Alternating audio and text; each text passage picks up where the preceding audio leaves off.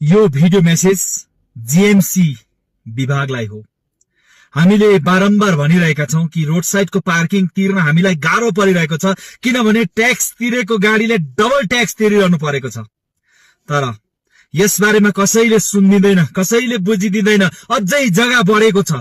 एक ठाउँको टेन्डर भएर बाटैभरि पार्किङ लिने प्रथाले आज सिक्किमको दैनिक रूपमा बदनाम भइरहेको छ र विशेष गरी पार्किङ उठाउन जसलाई पनि दिनुभएको छ, जीएमसीले होस् या नगर पञ्चायतले होस् या फेरि कोही पनि ग्राम पञ्चायतले कसैलाई पनि पार्किङ उठाउन दिनुभएको छ भने कृपया गरी प्रपर पार्किङ उठाउनेहरूले आइडेन्टिटी कार्ड लगाइदिया जाओस्। आइडेन्टिटी कार्ड लगाएकाहरूलाई मात्र हामी पार्किङ दिने भनेर हामीले बारम्बार भनेका छौं, तर हामीले भनेको नसुने पश्चात अब जीएमसी या फेरि जसले पनि पार्किङको जिम्मा लिनुभएको छ, तपाईहरुले तुरन्तै नोटिफिकेसन निकालेर सम्बन्धित कन्ट्र्याक्टरहरूलाई उहाँको कर्मचारीहरूले सभ्य भाषा अनि बीडी सिगरेट चेप्दै पार्किङ उठाउन कृपया गरी नआइदिनु होला।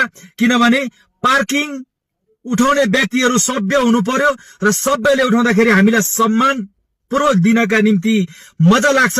आज धेरै जस्तो जग्गाहरूमा आइडेन्टिटी कार्ड लगाएर राम्रा दाजुभाइ दिदीबहिनीहरू बस्नु भएको छ, तपाईहरुलाई स्याल्युट छ।